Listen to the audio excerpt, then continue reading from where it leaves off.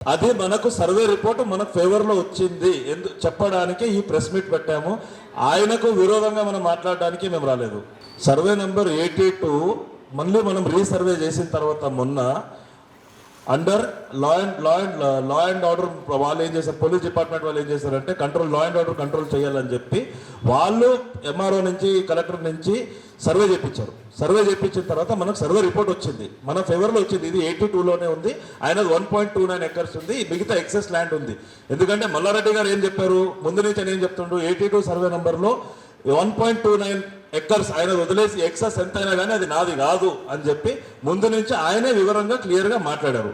So ఇప్పుడు మనం ఇది ప్రెస్ మీట్ పెట్టడానికి రీజన్ ఏంటంటే మనకు సర్వే రిపోర్ట్ మన ఫేవర్లో వచ్చింది అని చెప్పడానికే మాత్రము. మనకి ఇది ప్రెస్ నోటు ఇదంతా మాకు తెలియదు, ఇది ఎట్లా ఇస్తారో ప్రెస్ నోట్ అనేది నాకు తెలియదు.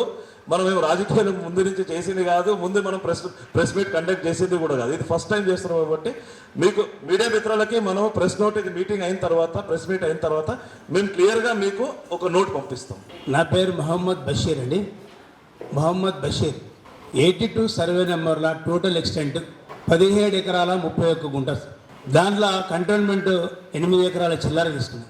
4 సబ్ డివిజన్లు అయినాయి, ఈ మల్లారెడ్డి గారికి 82 ఆల 1 ఎకరం 29 గుంటలు తీసుకున్నాడు. మరి 82/1/ఈలా మాకు 1 ఎకరం 6 గుంటలు వచ్చింది. సార్ మేము 2012లో కొనుగోలు చేసి మేము పొజిషన్ తీసుకొని ఒక ఫినిషింగ్ బైర్ వేసినాం. మా పార్టీషన్లో మేము చేసుకున్నాం. 2016 దాకా మల్లారెడ్డి గారు ఆ ల్యాండ్లో రాలే, ఎందుకంటే ఆయనే క్లియర్గా క్లారిటీగా చెప్పడం జరిగింది అని రాలేదు. మేము మల్లారెడ్డి గారి మీద ఒకసారి డిస్టర్బ్ చేస్తే మేము చెప్పినాం, మీ పేపర్లు మా పేపర్లు కూర్చుందామన్నాడు, వాళ్ళ ఇంటికి వెళ్ళని చెప్పినాం. వచ్చింది సార్ 2016లో ఆయన టీఆర్ఎస్లో జాయిన్ అయిన తర్వాత మా పార్టీషన్ ఏదైతే ఉన్నదో పార్టీషన్ డిస్మటల్ చేసి మమ్మల్ని భయభ్రాంతులకు గురి చేసి మమ్మల్ని ట్రేస్ పాస్ కింద కేసు పెట్టడం జరిగింది. అప్పుడు సంబంధించినటువంటి రంగారెడ్డి సిఐ కానీ కోటేశ్వరరావు ఎస్ఐ కానీ మేము పోయి మా యొక్క డాక్యుమెంట్ సమర్పిస్తే మీరు కోర్టుకు ఉండి అన్నాడు. మరి కోర్టు నుంచి తీసుకొచ్చినవయ్యా, not to interfere with in the Mallareddy family. 10 మంది ఎవరైతే మల్లారెడ్డి, లక్ష్మారెడ్డి, రాజశేఖర్ రెడ్డి వాళ్ళ వైఫ్లు ఎవరైతే ఉన్నారో వాళ్ళ 10 మంది డాక్యుమెంట్ మీద మేము కోర్టు నుంచి ఆల్రెడీ నాట్ టు ఇంటర్ఫేర్ అని చెప్పి ఒక ఆర్డర్ మెడికల్ కోర్టును మేజిస్ట్రేట్ను ఆశ్రయిస్తే మాకు ఇచ్చినటువంటి ఆర్డర్ అది. మరి ఇచ్చిన తర్వాత కూడా ఈ పోలీసు వాళ్ళు మాకు న్యాయం చేయలేకపోతే మరి కోర్టు ఆర్డర్ ఉన్నదన్నా కూడా మేము వేసినటువంటి 5 సంవత్సరాల పీస్ఫుల్ ఎంజాయ్ చేస్తున్నటువంటి భూమిని మమ్మల్ని భయభ్రాంతులకు గురి చేసి ట్రేస్ పాస్ పెట్టి మమ్మల్ని భూమిలోకి మళ్ళీ పోనీయకుండా అప్పటి నుండి ఇప్పటి వరకు 2016లో ఏదైతే మేము ఇంజక్షన్ ఆర్డర్ తీసుకున్నామో నౌ స్టిల్ 2024 వరకు ఉన్నది ఆర్డర్. మరి ఆ ఆర్డర్ ఉన్నప్పుడు మేము ఏం చేసినాం, మొన్ననే ఒక రిప్రజెంటేషన్ పోలీస్ శాఖకు చెప్పినాం, సార్ మరి మా ఆర్డర్ ఉన్నది, అప్పుడు ఫెన్సింగ్ వికేశారు, మాకు అప్పుడు పోలీసులు సహకరించలేదు, మా మీద కేసులు పెట్టడం జరిగింది. మరి మీరన్నా ఇకనైనా న్యాయం చేయండి. మరి ప్రజాప్రభుత్వం వచ్చింది, మీరు తప్పకుండా దయచేసి దీన్ని లీగల్గా మీరు ఒక్కసారి లీగల్ ఒపీనియన్ తీసుకోండి, మాకు న్యాయం చేయండి అని అంటే ఫరాఫర్ మీకు లీగల్ ఆర్డర్ ఉన్నది, మీరు పోండి, మీ పని మీరు చేసుకోండి అంటే మేము పోయి మేము సేమ్ యాజిటీస్ అక్కడ మల్లారెడ్డి, ఆ రాజశేఖర్ రెడ్డి, లక్ష్మారెడ్డి ఎవరైతే ఉన్నారో దాన్ని డిస్మెంటల్ చేశారో సేమ్ యాజిటీస్గా జాయింట్ డైరెక్టర్ హైకోర్టు ఆర్డర్ తోటి జాయింట్ డైరెక్టర్ 2001లో ఏదైతే మాకు సర్వే చేసి ఒక గీత గీసి ఇచ్చినటువంటి మార్కు మీద మేము బూషిట్ చేయడం జరిగింది. వేసిన తర్వాత పొద్దుటి నుండి మధ్యాహ్నం 12 గంటల వరకు మంచి పీస్ఫుల్గా అన్ని చేసినాం. అప్పుడు మా యొక్క రూమ్ వేసుకొని దాన్ని రూమ్ వేసుకొని అప్పుడప్పుడు మేము ఆడ కూర్చునేటోళ్ళం.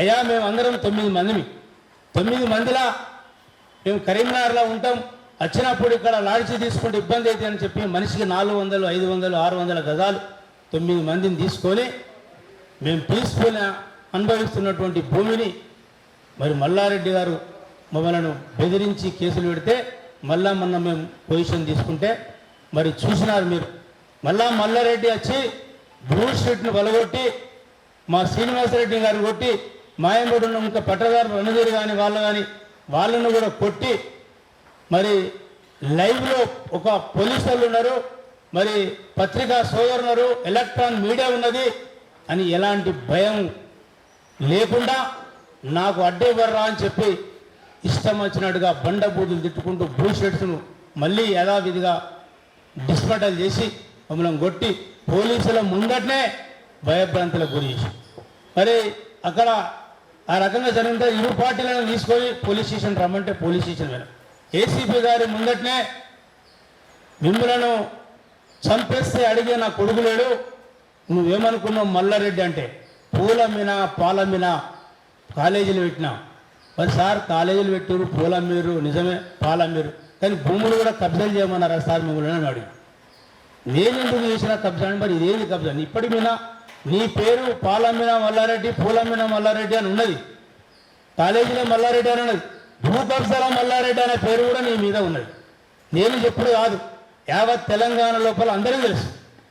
మరి అలాంటప్పుడు మల్లారెడ్డి గారు, రాజశేఖర రెడ్డి గారు దయచేసి మేము కష్టపడ్డ భూమిని కొనుగోలు చేసినటువంటి భూమిని అయ్యా మీరు మంచితనంగా సర్వే వెళ్ళిన తర్వాత మీకు పోలీసుల ముంగట వాంగ్మూలం ఇచ్చాడు, రెవెన్యూల ముంగట వాంగ్మూలం ఇచ్చాడు.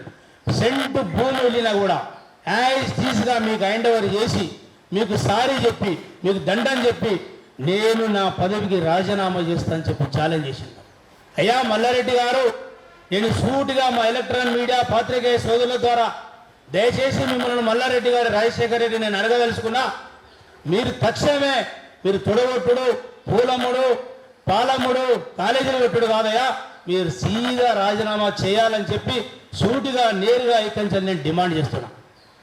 మరి మీరు ఈ రకంగా భయభ్రాంతులను గురి చేస్తే ఇప్పుడే మొన్ననే ప్రెస్ మీట్ అయిన తర్వాత ఒక 5-6 మెంబర్స్ సార్ మావి కూడా భూములు కబ్జాలు చేసిండు, అన్యాయకరంతం చేసిండు, ఏమనంటే బెదిరింపులు చేస్తుండని చాలామంది చెప్తారు. సంబంధించిన పోలీసు అధికారులకు కూడా చేస్తే మరి సివిల్ మ్యాటర్ కాబట్టి పోలీసులు కూడా ఎంటర్ కాకపోతారు. దయచేసి ఇప్పుడు నేను ఒకటే కోరుకునేది ఏంటంటే మా భూమి మాకు ఇప్పించాలి మల్లారెడ్డి గారు. నువ్వు బేషరతుగా ఏదైతే అక్కడ అందరము కూడా టీవీలలో కూడా అన్ని చిన్న సెంటు భూమి లేదు, 82 పార్టీలో ఎంతైతే వెళ్తుందో ఒక్కొక్కరు 29 గుంటలు ఓను, మిగతా నీదే భూమి అని చెప్పి ఒప్పుకున్నటువంటి మాట మీద నిలబడు, మర్యాదగా నీ పెద్ద మనిషితనాన్ని నిలబెట్టుకో అని చెప్పి నేను సవాలు విసురుతున్నా. మల్లారెడ్డి గారు, మీరు ఇవాళ మీరు ఆ భూమి దొంగది ఈ భూమి, మరి నీ ముంగటనే ఇప్పుడు 4 ఎస్ఐలు, 2 సిఐలు, ఏసీపీలు, పోలీసు మిలిటరీ బలగాలు, రెవెన్యూ డిపార్ట్మెంట్ 2 పార్టీలను కూర్చున్నటువంటి సర్వే కూడా మీరు ఒప్పుకుంటారా ఒప్పుకోరా? ఒప్పుకొని తక్షణమే మీరు రాజీనామా చేయాలని చెప్పి డిమాండ్ చేస్తూ, మాకు తెలుసు మేము సామాన్య వ్యక్తులం, పెద్ద పెద్దలను తొడలు కొడతా అంటావు, మెడలు ఇస్తా అంటావు, నీకున్నటువంటి నైతికత, నీకు విలువలు ఉన్నాయా, నైతిక విలువలు ఉన్నాయా అని చెప్పి సూటిగా ప్రశ్నిస్తాం మల్లారెడ్డి గారు. ఇక రాజశేఖర రెడ్డి మామ మీద చెప్తాడు, మామ మీద రాజశేఖర్ తోడు దొంగలు వెళ్తారు. తోడు దొంగలు అంటే తోడు నందిని పంది చేస్తారు, పందిని నంది ఎత్తారు.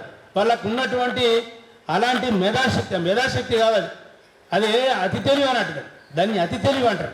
బిడానికి అతి తెలివి నీకుంటే యావత్ తెలంగాణలో పత్రికేయ సోదరులు ఉన్నారు, ఎలక్ట్రానిక్ మీడియా ఉన్నది, చట్టం ఉన్నది, న్యాయం ఉన్నది, ప్రజలు కూడా గమనిస్తారు. దయచేసి మల్లారెడ్డి గారు తక్షణమే మా భూమి మాకు హ్యాండ్ ఓవర్ చేసి బేషరతుగా నువ్వు క్షమాపణ చెప్పాలని చెప్పి నేను కోరుకుంటూ ఈ పత్రికేయ సోదరులు నాకు ఈ అవకాశం ఇచ్చినందుకు నా ధన్యవాదాలు తెలియజేసుకుంటున్నాను. ఎకరం 6 గుంటలు మాదిర, ఎకరం 6 మొత్తం ఎకరం 6 గుంటలలో కొంత అటు ఇటు బౌండరీలో పోగా మొన్న 4000 గజాలు వెళ్ళింది.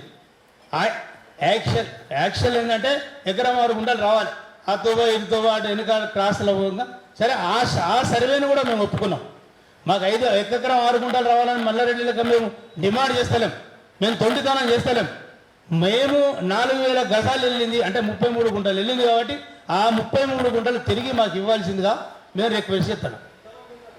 మేము 9 మంది 4000 గజాలు, ఆ డాక్యుమెంట్ కూడా మేము మీకు ఇవ్వడం జరుగుతుంది. ఇదే సార్ సర్వే రిపోర్ట్.